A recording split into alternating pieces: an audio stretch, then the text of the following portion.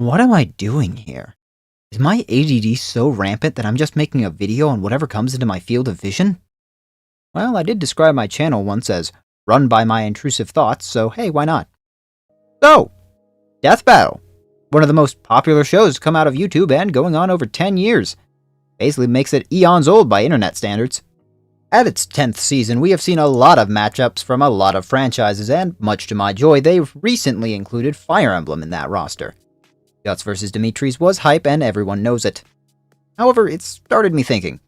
As the ADD-addled man that I am, I wanted to know what kind of death battles could be constructed for more Fire Emblem characters than just Dimitri. What if every Fire Emblem Lord and Lord-adjacent character, plus a few fun extras, was thrown into a violent bout to the death, and what pairings would provide the most interesting themes, fights, and interactions? I'll be running down every mainline Fire Emblem game in chronological order, including the Warriors games, because why not? And I'll be trying to avoid repeating characters for certain matchups, and while I'd like to avoid reusing franchises as well, it'll happen a few times no matter what I try, we know this. I won't be considering the Emblem versions of characters, since in canon they outright state that they are not the same individuals as the heroes they embody, but are more like echoes of their spirits or something. It's kind of vague. For that same reason, I won't be considering any spirits or whatever versions of the characters that showed up in Awakening, nor will I consider the heroes versions. Depending on the character, I might look at their warriors counterparts if they exist, but usually those won't be much of a factor. Also, I will be using characters from franchises that I don't necessarily know a lot about. I will try to cover them to the best of my abilities based on the research I have done, but if there is any useful tidbits that I missed that would either change the outcome or at least make it more complicated, feel free to let me know down in the comments. And I will try to avoid using characters or franchises that Death Battle's covered in the past to spice it up, but no promises. Also, as I was writing this script, I began to realize how long it was becoming, so look forward to multiple installments of this little series. With that said and done, it's time for some theoretical death battles. For our first Fire Emblem death battle, it's a fight that I desperately want to see. The Hero King Marth and Serenoa Wolfort from Triangle Strategy. Thematically, the reason should be clear for those who know either characters. Naive young heirs that in their prime are run out from their homelands after an attack by a power-hungry monarch. They have to form a small but elite army to push back against said monarch alongside their fiancés, Ada and Frederica, an advisor and old war buddy of their fathers, Jagan and Benedict, and a prince that has the potential to go down a darker path and has serious envy issues towards them at some point, Roland and Hardin. All while an evil religious organization is plotting in the background to impose their will over the entire continent. Both are forced to make painful decisions that affect the lives of their soldiers, are granted magical artifacts that steer the course of their journey, and ultimately rise to a position of great power and prominence through their personal strength and strategy. Honestly, I couldn't find a better matchup if I tried. Not only do their skills and feats line up very closely, with Marth able to kill Medeus twice, whose power could annihilate entire armies, and Serenoa going up against a fully ascended Idor, a demigod who channeled the power of the Elfric. No, not that one. The Elfric is a super weapon created from the life essence of dozens of Roselle, a people entirely enslaved by the religious state of Hyzant. And the Elfric had power equivalent to that of a modern-day missile, able to decimate enormous dams, sink armored battleships, erase huge stone structures, and create an explosion that can be seen from miles away. Long story short, Idor absorbed the power of a stronger version of this and became a demigod, which Serenoa then killed with the aid of an army, like how Marth had the aid of his army with Medeus. I can see a battle between these two starting either as originally a friendly duel gone wrong, or as the armies of Altea and Wolfort clashing for unknown reasons, the two leaders meeting in the middle of it all and beginning to fight. I prefer the second option just because it allows for a lot of cameos from characters from both games, and it could help emphasize Marth and Serenoa's skills as leaders. Serenoa's main weapon is the Sword of Libra, which was built specifically for him and is tied to his most powerful ability, Under Conviction's Banner, which is a great ability when he's in a group, but likely would mean squat in a death battle. Same for Shielding Stance and Strength in Numbers, which are abilities he has naturally. However, his counter stance means he'd always have a way to return a hit from Marth, and Delaying Strike can slow him down, which is vital because Marth is definitely faster than Serenoa. Serenoa's most powerful and versatile skill is his Hawk Dive, which has a surprisingly high range in which he can jump into the air and slam down onto his enemy with a powerful sword strike. Serenoa can survive bombs, poisons, lightning, and even a big old fireball being dropped on him. He can stand in molten metal and survive for a time, and again can stand up to Idor at his most powerful. Despite all of this, I think I'd have to give the win to Marth. As stated before, Marth is more than likely much faster than Serenoa, and while I think Serenoa may have the more impressive feats of physical endurance, Endurance means little when Marth's sword Falchion can heal himself, something Serenoa needs to kill an enemy to do. Serenoa has examples of both surviving and dodging lightning, similar to Marth, but Marth can fight and move faster than the eye can track, whereas Serenoa has not shown similar speeds, or if he has, not nearly as consistently. Another thing is their equipment. The Sword of Libra is a strong weapon, but still a man-made weapon, and Falchion is an unbreakable Fang of Naga.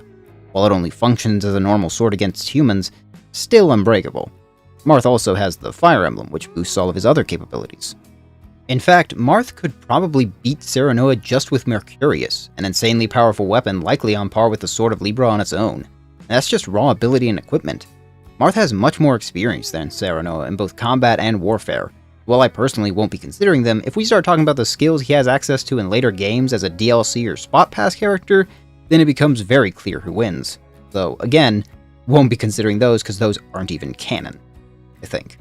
One wild card that could shake things up is the Quietus, or Quietus, or whatever, that Serenoa has access to. Unique strategic abilities that can do anything from teleporting him, healing him up to max, or stopping his opponents in his tracks. But these aren't as reliable as you'd think, since he can only use a few each battle and each one has different cost, which further limits which he can use in the future. Not to mention, that might be a bit too video game mechanic-y to be considered for a versus match. Serenoa can take a lot of damage, and deal plenty too. Maybe even enough to kill Marth if he has the right plan and could catch him off guard. But Marth's speed, versatility, greater experience, and even greater equipment would more than likely overwhelm the young hawk. I love them both, but the winner would be Marth. In the fight proper, I'd love to see Marth and Serenoa come to a sort of understanding at the end, with Serenoa being able to die without regret as Marth, in classic Fire Emblem fashion, promises to spare his men after his death, letting Serenoa die with a smile on his face and a sword in his hand. For the first half of the Valentian duo, I have Alm versus Alistair from Dragon Age. Young men raised by well-known nobles who it is assumed they're actually related to, who are actually the secret sons of a monarch in a now war-torn kingdom, as well as being part of an order of warriors determined to put an end to the conflict and save the world. With betrayal, corruption, and horrific monsters pillaging the land, they rise up to stand against the coming end and face off against a defiled dragon god that spreads a blighted poison across everything it touches. Both with a little bit of snark. Well, more so for Alistair, but Alm has a few sharp words here and there, meaning that the banter opportunity would be excellent. I'm not gonna lie, it's probably a stomp in Alm's favor. Dragon Age feats and Fire Emblem feats don't even compare. Alistair is definitely skilled, and in the Darkspawn Chronicles DLC, even did everything the Grey Warden main character did without their help, so you can directly compare the two. He also has access to Templar and Templar Commander armor, which boosts magic resistance and increases a wearer's willpower, which affects stamina amount and regeneration. There's also the Warden Commander armor set that reduces fatigue, regenerates and boosts stamina, and grants increases to physical and fire resistances. Kaylin's armor is that, but even better, with higher fatigue reduction, health regeneration in exchange for stamina regeneration, and an increased chance of dodging any attack. His pool of weapons is also crazy varied. Duncan's longsword grants stamina regeneration like the Warden armor, and it heightens willpower and cunning, which affects stamina and critical damage. Duncan's dagger increases backstab damage, boosts dexterity, and does extra damage to dragons. But by far the strongest weapon available to Alistair is the sword of his father, Merrick, which boosts both health and stamina regeneration and has the strange ability to weaken nearby Darkspawn. Not totally useful against Alm, but notable nonetheless. This sword is a mysterious weapon of dragonbone found in the Deep Roads during the Ferelden Rebellion, and became Merrick's chosen sword for the rest of his life, passed from him to his son, Kaylin, who didn't even bother to bring it to the battle that would be his death. Scrub. In tandem with Kaylin's shield, which naturally increases armor and grants a boosted chance to dodge projectiles, Alistair has more than enough weapons and armor to be a one-man army, and makes him way more versatile than Alm. With his Templar training, Alistair has a handful of unique abilities that could really spice up any death battle he's in. Cleanse can immediately deactivate any magical effects or spells, every attack he makes drains magical energy from his target, and his Holy Smite attack can stun or even knock back opponents that aren't mages, though naturally it does more against mages. If we give him the full range of abilities that Templars get throughout the entire series, and not just Origins, then he has even more. He can use Silence to prevent anyone from using their talents, magic or otherwise, and Annulment passively increases his resistance to any magically based attack. And now every strike has a chance to silence his enemy even without using the Silence ability. Inquisition's version of a Templar has many of the same or similar abilities, with the Rally ability to grant a buff to stamina regeneration, boost resistances, and increase guard, though a similar but simpler ability like that can be found in the Champion specialization from Origins. Speaking of which, you could also make the argument for him having this champion specialization, which focuses on defense and buffs that would make him more durable, though most abilities are focused on buffing allies, which he wouldn't have in a death battle. Alistair can take a beating from some of Thetis' deadliest people and beasts and keep going. He survived Dragonfire being punched by 10-foot golems made of solid stone metal, and everything from boulders being thrown at him to the blighted breath of the Archdemon. However, for all these impressive feats of durability, he falls short in all other categories. Alm is faster, stronger, and he's been training to fight ever since his childhood. Alistair never finished his Templar training, and he was a new recruit to the Grey Wardens at the beginning of Dragon Age. Even taking into account a fully realized King Alistair who's gone through all his adventures between Origins and Inquisition, Alm still has him outmatched. He's taken fire, ice, lightning, poison, and a hit from Duma's eye laser thing and gotten back up. He's killed not one but two evil dragon gods in the form of Duma and a younger Grima, and he has a variety of useful items like the Draco Shield for incredible defense. Or, if he has to, he can back off and use a killer bow for an increased chance of fatal attacks. Among his weapons are the Warrior's Sword, which is effective against armored units, the Shadow Sword, which, while decreasing luck, also lowers the avoidance of nearby enemies, and Astra, which can, of course, teach Alm the classic Astra skill to deal 5 rapid attacks that each deal half damage. Alm has access to the Royal Sword, which can heal minor injuries and can only be lifted by someone of royal blood, hilariously meaning that Alistair could totally just swipe this thing from him and be fine. It also grants him access to his ultimate attack, Shen's Scale. I think I said that right. Which is like the sword equivalent of a Kamehameha wave. I also think I said that right. Then, with Falchion, he has even greater healing properties. While most of its abilities are based around fighting dragons, it's still imbued with Milla's power, and basically works the same as Marth's Falchion, for the most part. He can also equip things like the Draco Shield, as mentioned before, and the Ryan Shield to increase attack power, the Blessed Shield for greater healing, and Duma's Shield for even more attack strength, and the Pavis skill, which reduces physical damage by 50%. Milla's Ring also grants healing, as usual, as well as a higher chance to evade critical attacks. The Keepsake Ring increases skill, luck, and resistance, while also giving healing. But the most busted piece of Alm's arsenal is the Turn Wheel, which is explained in-game with actual functions and lore, so I can't just ignore it. It allows Alm to essentially see the future and change it a certain number of times, rewinding all the way back to the start of the battle if he wants to in order to do things differently. Now obviously that means his enemy starts back up with all their stuff too, but how is Alistair supposed to even notice that? I suppose that depends on what you qualify as magic. The most basic of Templar abilities, Cleanse and Silence, can work on a surprising number of things. Not only does it affect spells, but as stated before, it affects martial abilities that aren't even fueled by mana. In theory, he could use these abilities to stall Alm from using his deadliest attacks, and while Alm does have the ability to use a bow and stay out of range from these abilities, Kaelin's armor and shield lower the chance of actually being hit by arrows. That said, Cleanse and Silence have never been shown to affect the magic found in objects, so it's unlikely Alistair could stall the turn wheel or the healing from Alm's weapons and items, and eventually, regardless of Alistair's healing or stamina regeneration from his own armor, Alm would overwhelm him. It'd possibly be a very long and drawn-out struggle, but Alistair would be unlikely to be able to put Alm down before the turn wheel either ran out of power or Alm found a way around his abilities and armor. As for the setup for the death battle, well, they're both warrior kings, so just have them meet on a battlefield. I wish I could think up something more interesting, but it could allow for good shows of each other's styles of leadership. Alm inspiring his men fighting beside them, and Alistair acting like he's one of his own soldiers hating to be cooped up in the palace. Another win for Fire Emblem. Sadly, I think that's about to change. Against Celica, we have Estelle from Tales of Vesperia. Pinkish-haired princesses and possible heirs to their respective nations who harbor secrets about their past and powers. They feel a calling to leave their comfortable lives in order to help their people and possibly save a young man who is important to them. Along the way, they face the reality of the world around them while gathering a close-knit found family with a gruff mercenary type acting as a mix of a father/brother figure to them. During their quest, they doubt their purpose and are captured, and eventually mind-controlled by a powerful villain that wants to use their power for evil. Both are gifted magic users whose desire to do good and help others tends to steer their groups away from their main goal over and over again, much to the not-so-serious griping of their allies. They also both use short swords and small-rounded shields. As I hinted at during the End of Alm's segment, I think this would be a loss for Celica. Why do I think that? Well, for starters, let's look at Celica's abilities. She was born as one of the many children of the King of Zofia, and was whisked away during an assassination attempt on the whole royal family. She was taken in, raised, and trained by Mycen, who also trained Alm. And that training was put to good use, as she can use just about every sword previously mentioned during Alm's analysis, though there are a few unique additions, such as the Lady Blade, the might of which doubles in a woman's hands. It also teaches the skills Hexblade and Flamberge to better make use of her magical abilities. Her golden dagger was also transformed into beloved Zofia, which passively heals her like so many other things. It also grants her access to her ultimate ability, Ragnarok Omega, a hugely powerful version of the Ragnarok spell that is possibly the true version of the spell that was originally taught by the goddess Milla. While that is her most powerful spell, it isn't her only one. She can also use basic fire and lightning magic and the Seraphim spell that deals extra damage to monsters.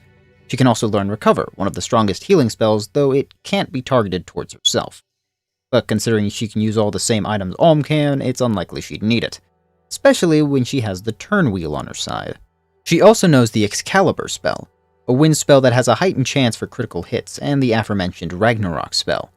Other than Ragnarok Omega, her mightiest spell might just be Aura, one of the strongest light spells of her era. The biggest drawback from her power is the cost. Her attack magic is black magic, which draws from her life energy, i.e. her health, meaning that without healing she'll be much weaker and even unable to cast her own spells. She also has low resistance, higher than most in her game, but still not impressive. Despite this, she was able to lead her army to overcoming pirate lords, bandit slavers, and eventually Duma himself, after she stupidly made a deal with totally a good guy Jeddah and sold her soul to Duma. Don't worry, Alm fixed that by stabbing her. She's not tough, but she still walked away from most of the same kinds of attacks Alm did, likely needing more healing, but still. So, you might be thinking, why do I think Celica will lose with all this firepower and the turn wheel? Simple. Because Estelle can heal herself and attack. Okay, it's more complicated than that, so let's get into it. Estelle is a direct descendant of the Children of the Full Moon, meaning she has the power to draw on and empower herself with air without the use of a Blastia. Basically, in the world of the Tales of Vesperia, air is the mana and people can only use it with a unique type of gem called a Blastia. Estelle is the exception to that rule. Instead, she draws on and generates air all on her own, which she primarily uses to heal and strengthen those around her, though she does have training from the former knight Drake, which she uses to great effect.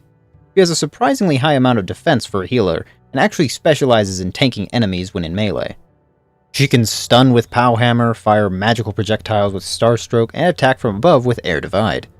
She can also strengthen her attacks with Sharpness, increase her defense and prevent staggering during spellcasting for 10 seconds with Cavalry, and can become invincible in a small area for 8 seconds with Force Field, among many other abilities that can help her in physical combat. At range, she can use a number of magical attacks such as Holy Lance or Angel Ring, the latter of which is useful as it drags an opponent away from her in the process. Holy Lance can also be upgraded to Holy Rain for even more damage. However, she is definitely more of a healer than a fighter. First Aid is a quick and easy healing spell that is the backbone of her support magic, but she can also use spells like Healing Circle to set up an area of constant healing for a small period, or even cast Revive to resurrect herself from death at the moment she goes down. Variable Hex and Resist Field increase physical and magical defense by 20% respectively, and Dispel can rid her of negative status effects. And Astion can increase her magical attack by 50% for 60 seconds.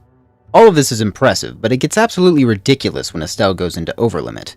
Overlimit is a mode she can enter to reduce damage, increase resistance to knockback, and instantly cast all of her spells without any windup and cast them repeatedly.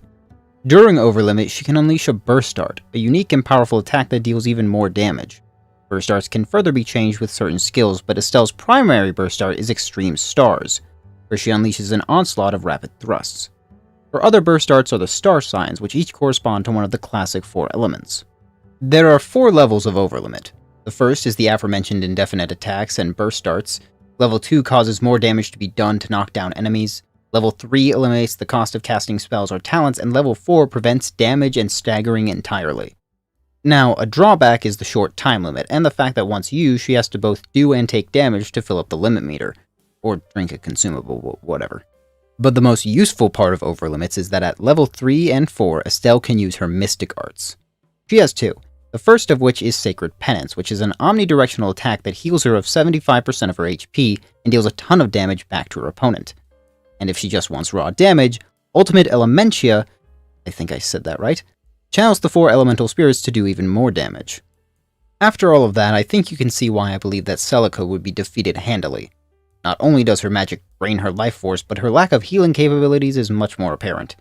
Sure, Estelle has to actively cast the spells to heal, and those spells can be interrupted, but she can heal for much more than the passive healing Celica receives from her gear.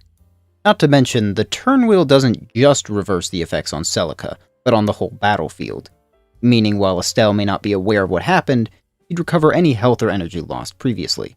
I can see Celica having the upper hand at first. Her greater firepower initially would push Estelle back and force her to remain on the defensive, and heal herself. But as Celica wore herself out, Estelle would be able to turn the tide in her favor and deal massive damage while keeping herself afloat. You could even make a show of Celica casting her Ragnarok Omega to kill Estelle, only for a revive that she set up on herself earlier to activate and save her, letting her then activate her overlimit and finish the fight with a Mystic Art. Ultimate Elementia would certainly look cool, but I think it'd be cooler to have Estelle cast Sacred Penance and heal herself back to full health, walking away from the fight no worse for wear. A rarity for Death Battle and a testament to why she won. Celica has tremendous firepower, possibly even greater than Estelle does, but Estelle has much greater survivability and versatility, and could keep herself going whereas Celica would only burn herself out. A fight between them would kind of be hard to set up since they'd have to be pretty out of character for it to start in the first place, but if I had to choose, we could have Celica receive a vision from Milla telling her that Estelle is a danger to the world, which would be a reference to Tales of Vesperia's plot, and Celica goes to stop her. Obviously it's not a great start, both would still have to be pretty out of character, but whatever. To continue the trend of Fire Emblem characters getting smoked, we have Sigurd versus Artoria Pendragon, aka Saber from the Fate franchise. Chivalrous knights of holy blood gifted with swords of divine power and fighting for their homelands, and the ideals of knighthood. From a young age, they trained for their purpose and eventually rose to the challenge. However, they soon found the world and their ideals didn't match up, as they were betrayed, reviled, and abandoned by their allies when they needed them most, with one close friend stealing their wives and kicking off a horrific slaughter that would mark the end of their days. Despite this, one saw his hope realized in his son and heir, while the other killed her heir who rebelled against her, and now wishes to undo her entire history in hopes that it will set things right. In time, the spirit of both heroes would go on to be made incarnate as echoes of their true selves, one as an emblem and one as a heroic spirit. Look, figuring out Fire Emblem power can be screwy sometimes, but this is Saber we're talking about. Miss "My sword is a bomb" herself. I don't think it's terribly complicated to figure out who'd win. Let's look at this objectively. Sigurd is definitely one of the toughest sons of a gun in Fire Emblem, being able to shrug off almost anything that FE4 can throw at him, especially once he has Tearfing in his hands. On horseback, he can dominate a battlefield, moving into attack and back out to avoid harm faster than his foes can react, and his mastery of swords and lances means that he has a tool for just about any situation, save for magic, which he has a weakness to. But that weakness to magic is entirely negated by the fact that he has Tearfing, a holy sword blessed by an ancient dragon which grants him an increase to speed, skill, which affects critical hits, and a huge boost to resistance, as well as having Miracle, which, in Genealogy of a Holy War, means he gets an increase to evasion when his health is low. Tearfing isn't perfect though. It's powerful, but it can break, unlike say Excalibur. In a sword duel, especially if Saber breaks out the laser sword, that thing is liable to break real fast. With that in mind, Tearfing isn't the only weapon Sigurd has access to. The Berserk Sword can cause his enemy to lose their senses and fly into a rage, which would be a cool chance for Saber Alter to show up now that I think about it. The Brave Sword or Lance lets him double up on attacks for every engagement, and the Earth Sword is especially potent due to it sucking the life out of whoever it does damage to and can cast Nosferatu from a distance. Nosferatu, for those who don't know, does the exact same thing. But aside from that, Sigurd's strength isn't really in his equipment, but his raw power, as mentioned before, surviving all sorts of crap long before his eventual betrayal and execution. But let's be real, Saber at her full potential is perhaps one of the most busted characters in the Nasuverse. Her scabbard Avalon can protect her and heal her from most anything Sigurd could throw at her. Invisible Air and Mana Burst can be used offensively in ways that are similar to several weapons that Sigurd possesses. True, Sigurd's versions won't directly take energy away from him, but at the most he's going to be stalling against Saber. And while the resistance Tearfing grants him will defend him against some of that, it's not going to overcome Saber at her fullest. Then there's Excalibur. Nothing, and I mean nothing, Sigurd has can prepare him to take a full-force Saber brand Excalibur head-on. And again, Tearfing is not invincible. It can and will inevitably break, though the Miracle skill could allow for a last-second fake-out where it makes it appear as though Sigurd could snatch a victory, only to be overpowered regardless. While the setup for the fight would be hard to imagine, the dynamic is easy. We already see how Saber is with Lancer in Fate Zero. Take that and amplify it due to not only their similarities as knights, but also the similarities in their failures. As the two duel, Sigurd's knightly nature will impress Saber and even prompt her to offer him a place at the round table mid-fight, to which Sigurd kindly refuses as his loyalty lies elsewhere. Sigurd will swap between his various weapons, but they will only shatter and prove insufficient against Saber's abilities, until he's forced to take out Tyrfing, the one weapon that could actually prove a threat to Saber. Sigurd begins to push back, prompting Saber to resort to Excalibur to finish the fight and send Sigurd off as befitting a knight of his stature, with her holding nothing back. Tyrfing will shatter against the raw power of Excalibur, and Sigurd will lay defeated and dying. Not completely vaporized, because that'd be boring. Sigurd's hope for the future, despite what became of Granvale and his family, can clash with Saber's desire to see her own history wiped away. And Sigurd could even bestow that same hope to Saber in his final moments, helping her see what it is to be a true knight and lord once again. Sigurd has the potential to put up his best fight, but he'd end up as little more than just another corpse on the hill of the King of Knights. Okay, so I had an interesting problem with Leif. On one hand, I had a matchup that was both popular and, at least combat-wise, was more likely to flow with each other. Meanwhile, I had another matchup that was less cohesive in a fight, but was less talked about and felt more thematically appropriate. Let's go over the more popular one first. Leif vs. Link from Legend of Zelda, probably the most popular matchup I've seen for Leif. They're both weapon masters who specialize in a variety of tools, but their signature weapon is a sword that channels and fires projectiles of light. They fight against dark forces and evil rulers who are possessed of dark power, even if they are regularly sidelined in the greater story. And combat-wise, their wide arsenals would make for a creative fight animation with a lot of variation. But for one, there's not a lot of character interaction or thematic parallels between the two. At least, not all of the time. Breath of the Wild Link does share certain traits like the exile from their homelands, being forced to grow stronger in the midst of turmoil, and again, the light sword. But all other versions of Link aren't really that cohesive to Leif as a character. That's why the character I'd want Leif to fight for the thematic purposes is Urza Scarlet from Fairy Tail. These two have many more personal parallels. Both were forced into hard lives early on by machinations of a dark cult seeking to resurrect their master, and suffered the loss of parental figures.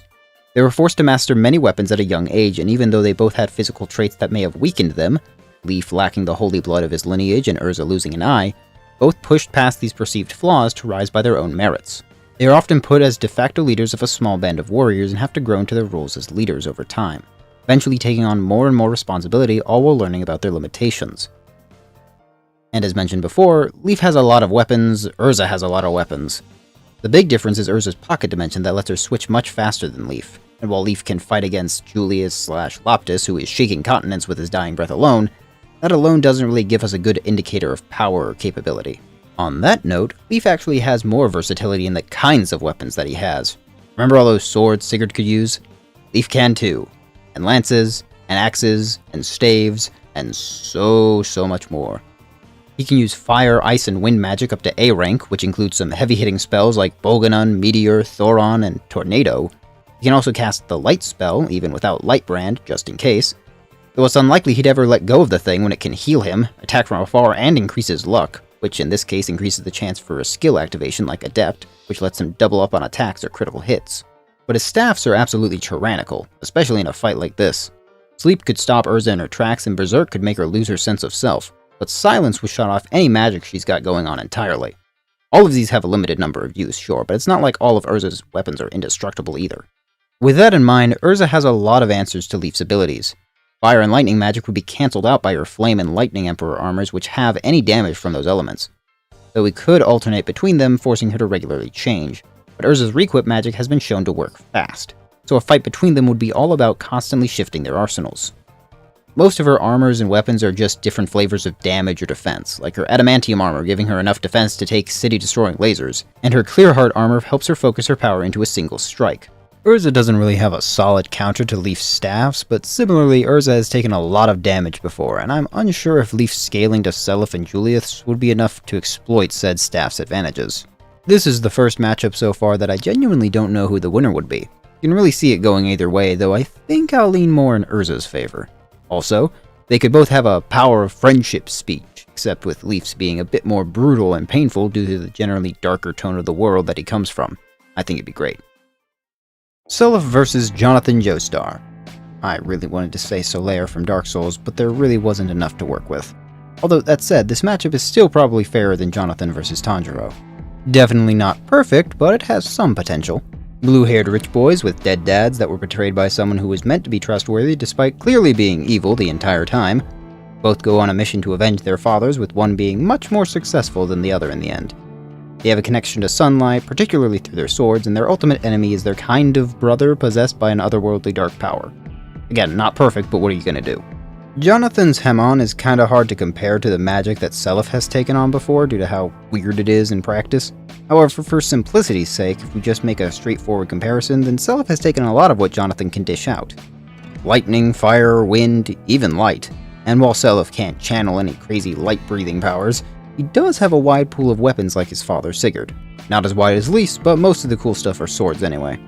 And of course, Tyrfing is absurd and likely far tougher than Jonathan's sword Pluck, even if Jonathan can channel Hemon through it. Granted, if Jonathan could get into a fistfight with him, then Seliph probably wouldn't hang on nearly as long. Technically, his class, Lord Knight, used staffs in Thracia 7076, but Seliph doesn't appear as a unit in that game, so I wouldn't give him that. If he could use the staffs, well, we covered with Leaf why that'd win him the fight. With things as it is, I have to say that I'm still unsure how this matchup would play out. Assuming Seliph fighting Loptis/Julius was a straightforward fight, then that would certainly make him tough, and I'll add that his Nile skill negates enemy skills and critical hits, but I don't even know how that'd work against Jonathan. Honestly, I kinda wish I set Seliph up against a Fate character, but Sigurd and Saber is a better matchup, and Seliph's just gonna have to live with it. Or die with it, depending on how their death battle goes. And that will wrap it up for the first video. This whole idea turned out way longer than I initially planned, but I guess that just means more to look forward to for the future. I hope you enjoyed the video, and consider liking or subscribing if you want to see more from me. I do a wide variety of things on this channel. As I mentioned before, it's basically run by my intrusive thoughts, so there's no telling what I'll do next. We'll be delving into the GBA games next, so some of you might be more familiar with those characters. If so, then I hope to see you all next time around the hearth.